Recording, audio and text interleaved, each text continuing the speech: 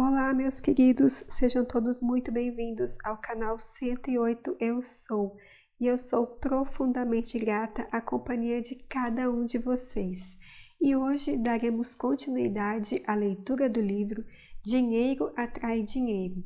A versão que eu estou lendo é a versão em português, publicada pelo casal Esther e Jerry Hicks, que faziam as canalizações dos Abraham Hicks. E o trecho de hoje se chama Estou em harmonia com o meu desejo? Lembrando, pessoal, que esse livro aqui, ele não está dividido em capítulos. A organização dele é uma divisão em 5 partes. Nós estamos na primeira parte e para fins de organizar aqui no canal, eu estou numerando os áudios para ficar mais fácil de identificar. Mas eu estou lendo na sequência do livro, tá bem? Vamos ao texto de hoje. Portanto, o processo de modificação do eixo consiste simplesmente em colocar em prática o seguinte: sempre que você reconhecer que está sentindo uma emoção negativa, que é a falta de harmonia com algo que você quer, o óbvio a fazer é parar e dizer: estou com uma emoção negativa. O que significa que eu não estou em harmonia com algo que eu quero. E o que eu quero de verdade? A qualquer momento em que você sinta uma emoção negativa, está em uma posição excelente para identificar o que está querendo naquele momento. Pois você nunca vê com mais clareza o que quer do que no momento em que vivencia o que não quer. Portanto, pare exatamente neste momento e diga para si mesmo: tem algo importante aqui. Por que eu estou sentindo uma emoção negativa? O que eu quero? E então, você simplesmente volta a atenção para o que você quer.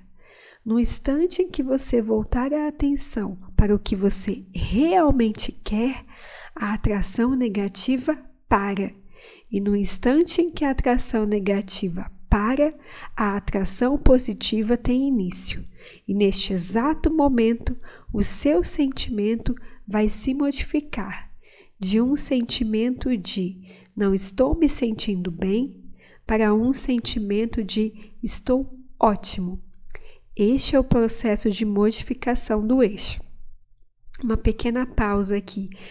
Processo de modificação do eixo, em algumas outras obras, é o mesmo que eles se referem a processo de girar. É o mesmo mecanismo, que é a gente parar, usar aquela oportunidade da emoção negativa para parar, silenciar nossa mente, acessar a nossa centelha divina, a nossa alma, o nosso eu superior e buscar identificar o que é o nosso desejo real.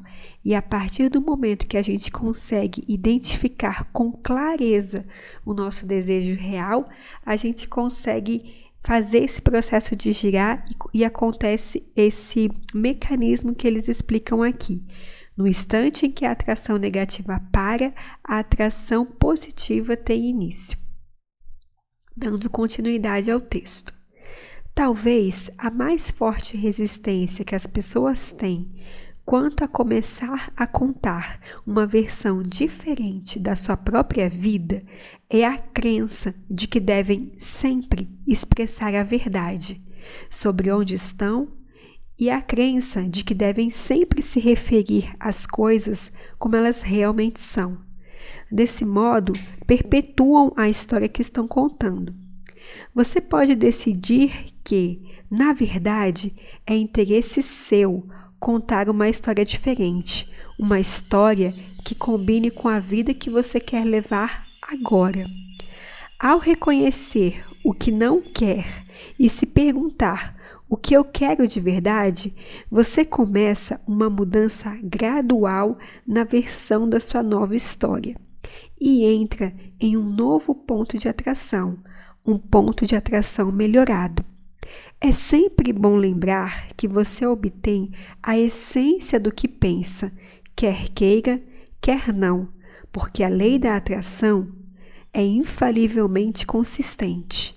Portanto, você está não apenas contando a história de como ela é agora, você também está contando a versão da experiência futura que você está criando neste exato momento.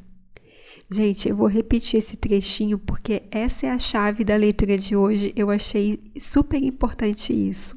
Portanto, você está não apenas contando a história de como ela é agora, você também está contando a versão da experiência futura que você está criando neste momento. O que eles estão dizendo aqui? Que quando a gente consegue abandonar o hábito de contar a história tal qual a gente está vendo no momento presente e passa a contar a história da forma que a gente quer que as coisas aconteçam, a gente está se antecipando ao futuro, como se tivesse uma linha do tempo, a gente aqui no presente, e daqui a gente já visualizasse o que vai acontecer.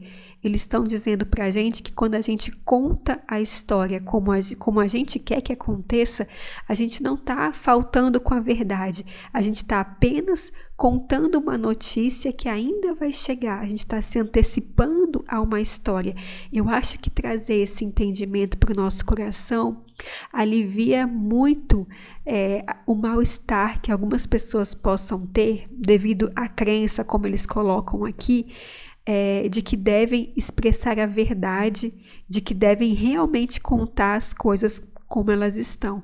Então, se a gente tiver essa informação no nosso consciente, a clareza, olha, essa notícia ainda não chegou, mas ela já é verdade, ela já está lá no meu vórtex. Eu só estou contando hoje, mas amanhã é como se esse jornal fosse chegar na minha casa, mas ele já está lá pronto, ele já está lá impresso, ele já está lá feito. Ele só não chegou na minha casa, mas ele já existe, Eu acho que essa é uma forma de pensar que pode nos ajudar e aliviar essa situação.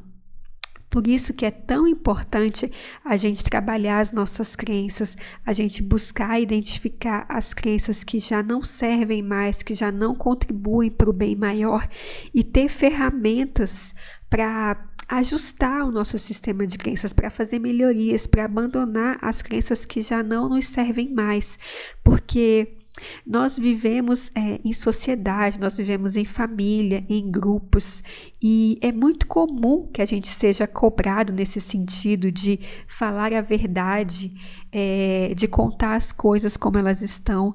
As pessoas, de um modo em geral, não têm esse conhecimento dos Abraham Hicks, não têm esse conhecimento dessa perspectiva que a gente que tem esses estudos dos Abraham Hicks e desses outros livros dessa natureza trazem para a gente.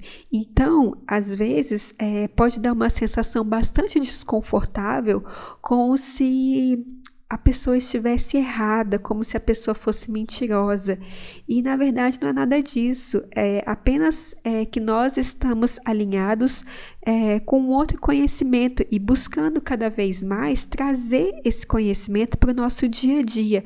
Por isso que muitas vezes parece que as lições são tão repetidas, parece que eles estão sempre falando a mesma coisa.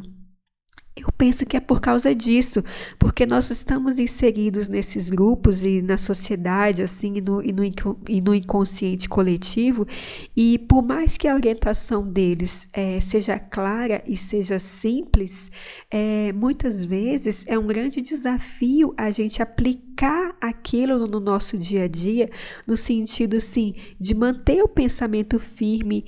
Por exemplo, nesse contexto que a gente leu hoje, não, eu não estou mentindo, não, eu não estou faltando com a verdade, eu estou construindo o meu futuro incrível, eu estou botando os tijolinhos aqui do meu sonho, da minha visualização. Então, por isso é tão importante a gente ter esse conhecimento e estar sempre diante de uma situação, buscar parar e respirar. E o que os Abraham me aconselhariam nesse momento, né? Eu estou falando dos Abraham porque é o livro que a gente está lendo no momento, mas tem diversos autores, né, que a gente pode se socorrer nas situações. O que fulano de tal, o que Neville Goddard daria de conselho para mim nessa situação? Continuando o texto aqui. Às vezes, as pessoas interpretam de forma errada o processo de modificação do eixo, porque imaginam incorretamente que modificar o eixo significa olhar para algo não desejado e tentar convencer a si mesmas que aquilo é desejado.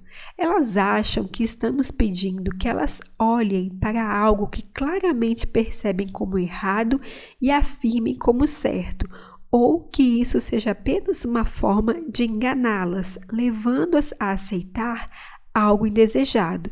Só que você nunca está em uma posição de enganar a si mesmo a respeito do que sente, porque o jeito como você se sente é sempre o resultado dos pensamentos que escolhi. É maravilhoso que, pelo processo de viver a vida e observar as coisas à sua volta que você não deseja, você possa ser capaz de chegar a conclusões claras sobre o que deseja de verdade.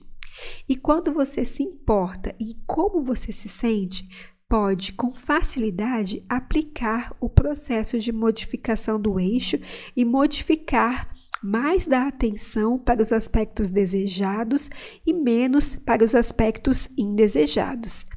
E então, como a lei da atração responde aos seus pensamentos pouco a pouco melhorados, você perceberá a sua vida se transformando e tentando se combinar aos aspectos mais desejados, enquanto os aspectos indesejados vão, pouco a pouco, desaparecendo de cena. Ao aplicar deliberadamente o processo de modificação do eixo, você passa a escolher os pensamentos, ou seja, você escolhe deliberadamente o seu ponto de atração vibracional. E também escolhe a forma como a sua vida se desenvolve. Bom, meus queridos, esse foi o trecho de hoje. Espero que vocês tenham gostado das reflexões que eu senti, que eu fui inspirada. Eu estou muito feliz de partilhar essa obra com vocês. Sou profundamente grata à companhia de cada um de vocês. Um beijo grande e até a próxima.